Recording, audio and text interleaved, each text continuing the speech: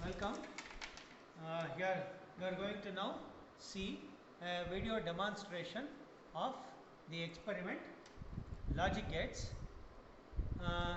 Under logic gates, here you will be seeing the construction and working of a half adder to start with, and most likely we will also be showing you the full adder. Now this is the digital kit. Let us familiarize ourselves with the kit first. On the left extreme you are seeing a 7-segment display. We are not going to bother about that for now. Here you have a set of 8 or 9 logic output points. If you give the output to these points, the LEDs will glow depending upon the logic of the given circuit. So these are the output LEDs. Here you have a set of logic inputs with control switches.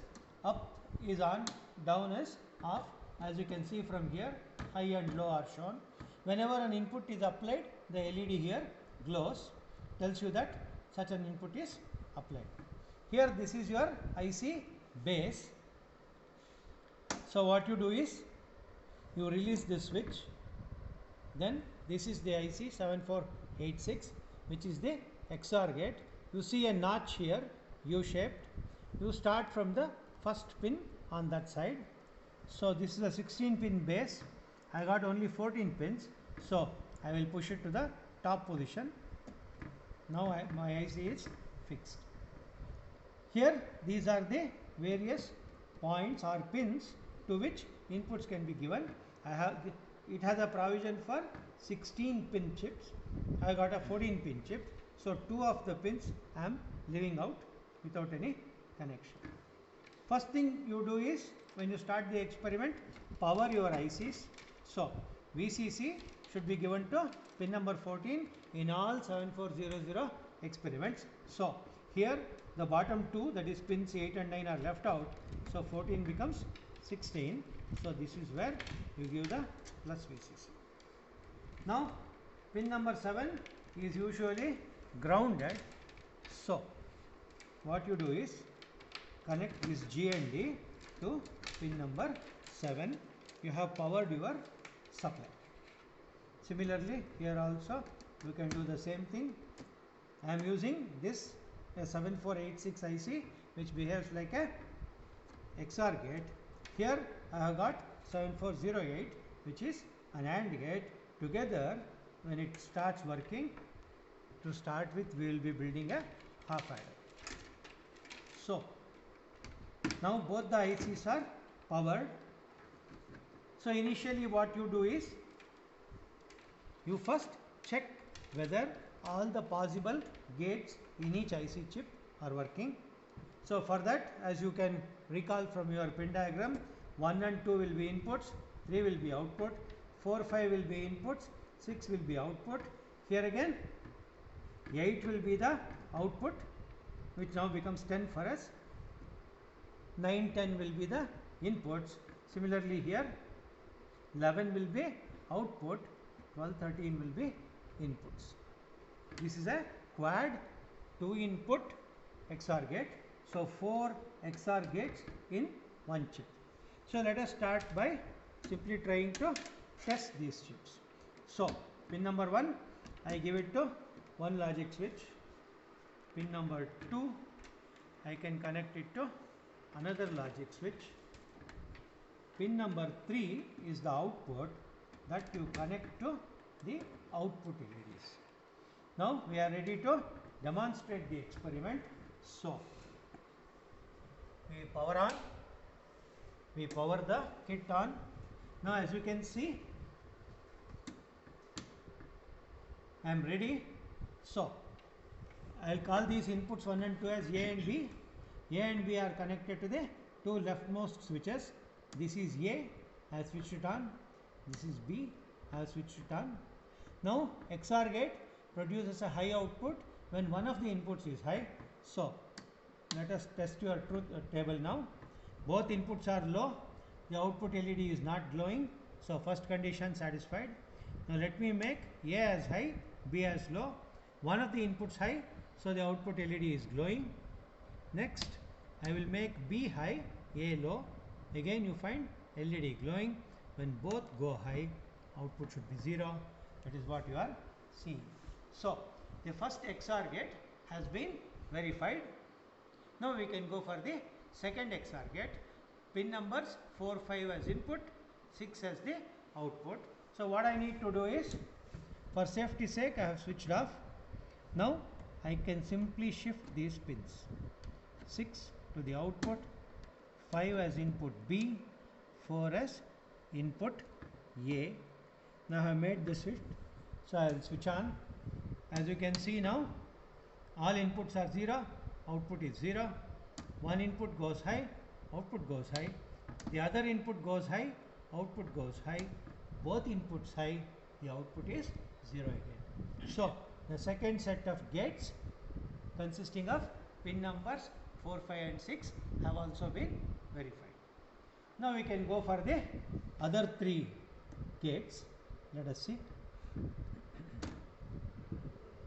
As I told you, pin number 9 is the input, pin number 10 is the input, pin number 8 is the output.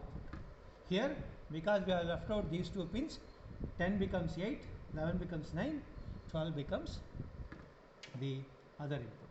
So again, as we can see, both inputs are low, output is not glowing. One of the inputs high, output high. The other input high, output high. When both are high, output 0. Typically the behavior of the XOR gate. So we have verified gate number 3 as well. Now carefully we can go to gate number 4.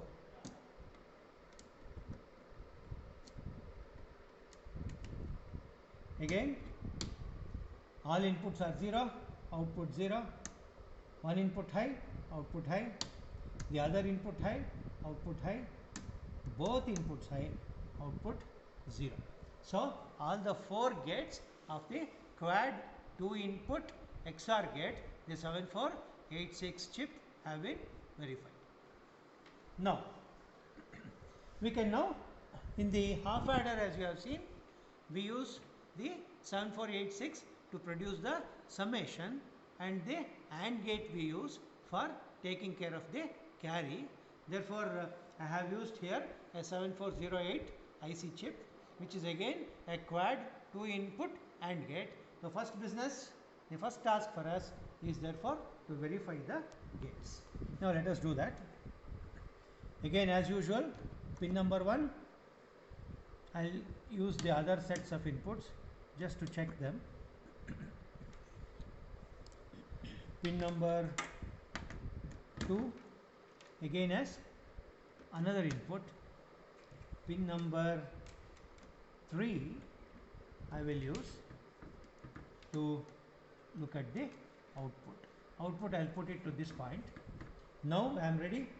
I have already powered the chip, as you can see, VCC to pin number 14 and ground to pin number 7. So now where are my inputs? My inputs are here. Therefore these 2 are the switches. Both are 0. There seems to be some loose contact here. Yeah, both inputs are 0. Let me see. I'll fix it again.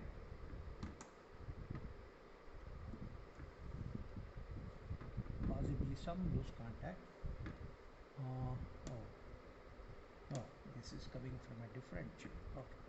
Sorry, I was not looking at the right chip. This is my output point. Yeah.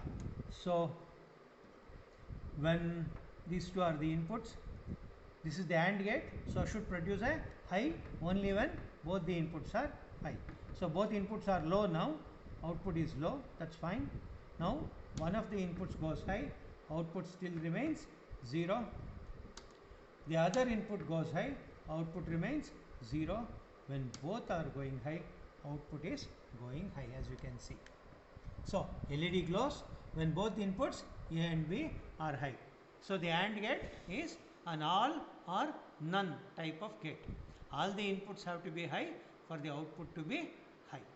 So one set of values we have checked. Now let us check for the other set of values with pin numbers 6, 5 and 4. 4 and 5 will be the inputs.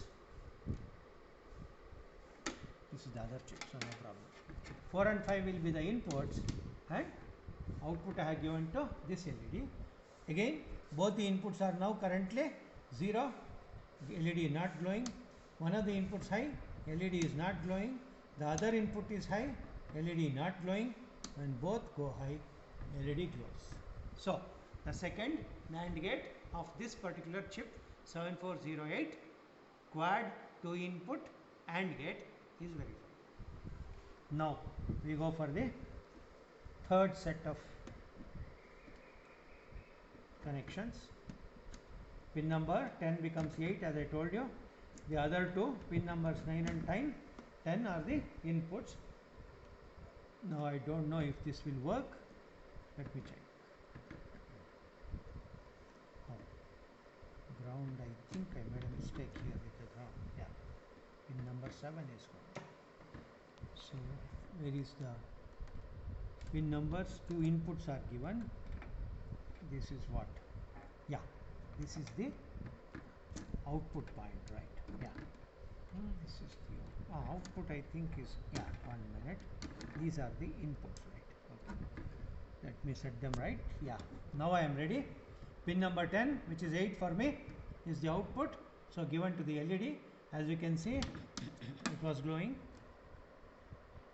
as the conditions were right. So both the inputs are low now. Output is not there. One of the inputs high, output is not there. The other input is high, output is not there. When all the inputs become high, the output now is present. As you can see, the output LED is glowing. So the third set of gates also have been verified. Now let us go for the last set.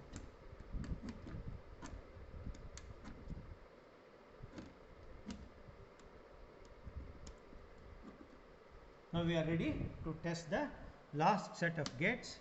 So let me make both the inputs 0. You see, output is 0.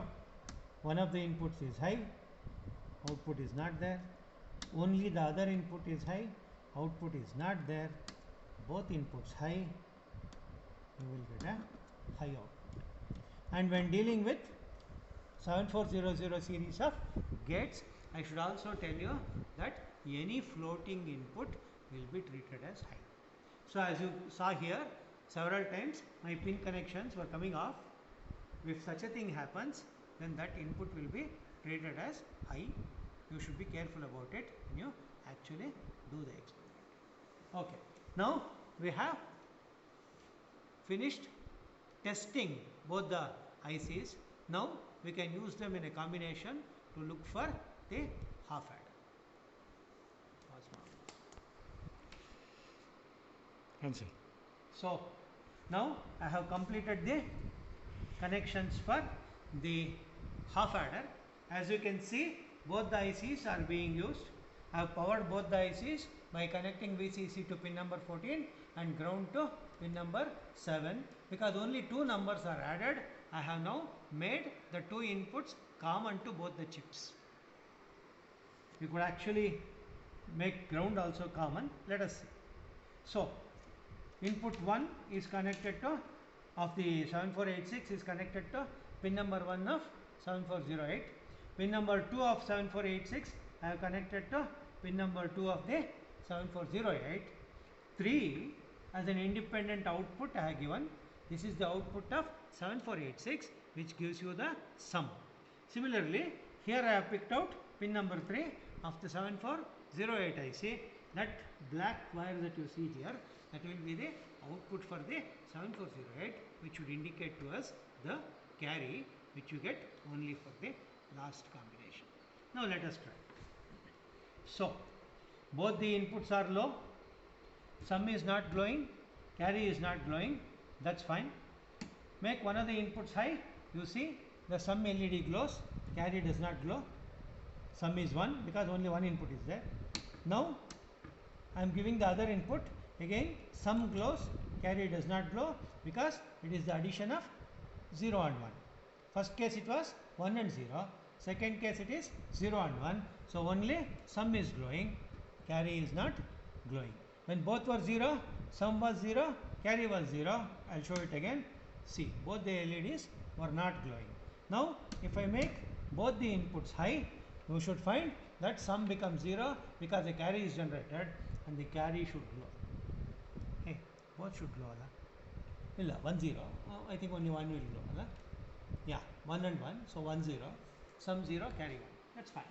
So as you can see, sum is 0, carry is 1.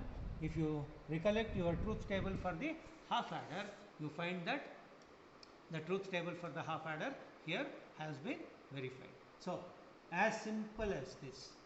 Use 2 chips, use your kit, make the connections carefully. You should be easily able to reproduce a half adder. Stop, sir. Yeah.